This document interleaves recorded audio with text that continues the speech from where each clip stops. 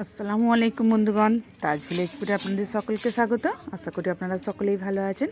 আজ আমি আর একটা নতুন ভিডিও নিয়ে হাজির হয়েছি। হ্যাঁ বন্ধুরা, আজ আমি বানিয়ে ফেলছি গরম গরম ভাতের সঙ্গে কুমড়ো ভাজা। এটি দুপুরবেলায় যদি গরম গরম ভাতের সাথে এরকম কুমড়ো ভাজা থাকে, আমার মনে হয় আর কিছুই প্রয়োজন হবে না।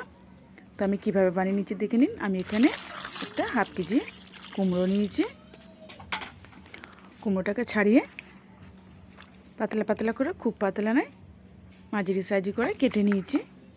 আর কুমড়ো ভাজলে একদমই নরম হয়ে যায়, তো একটু মোটা কেটে নিয়েছি। সেটিকে কেটে ভালোভাবে ধুয়ে নিয়েছি। আমি তো ভালোভাবে ধুয়ে নিচ্ছি।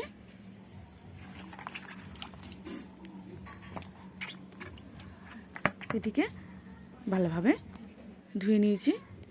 এর মধ্যে এবার মশলা দিয়ে দেবো।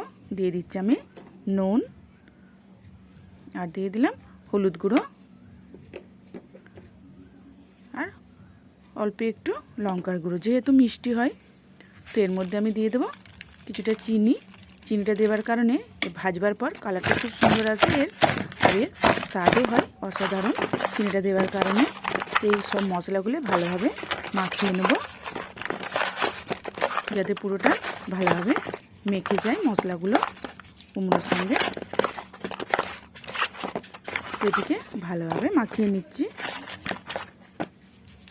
এটি আমার ভালোভাবে মাখা হয়ে গেছে।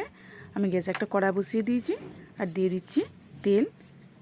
তেলটা আমার গরম হয়ে গেছে। একে একে আমি কুমড়োগুলো এর মধ্যে দিয়ে দেবো।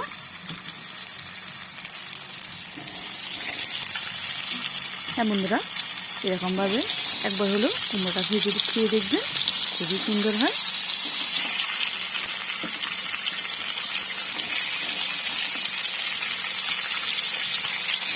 আমি একে একে সব কুমড়োগুলো কড়াই দিয়ে দেবো।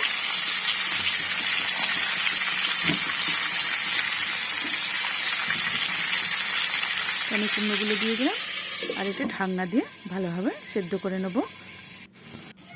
তো ঢাকনা খুলে আমি দেখে নেবো একটু ভালোভাবে আমার সেদ্ধ হয়েছে কিনা। একটু ভালোভাবে আমার সেদ্ধ হয়ে গেছে।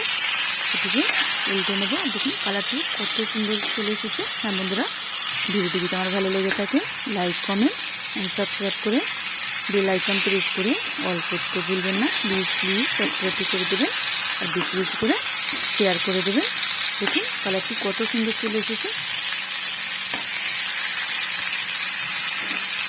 আর এটি গরম গরম ভাতের সঙ্গে অসাধারণ লাগবে।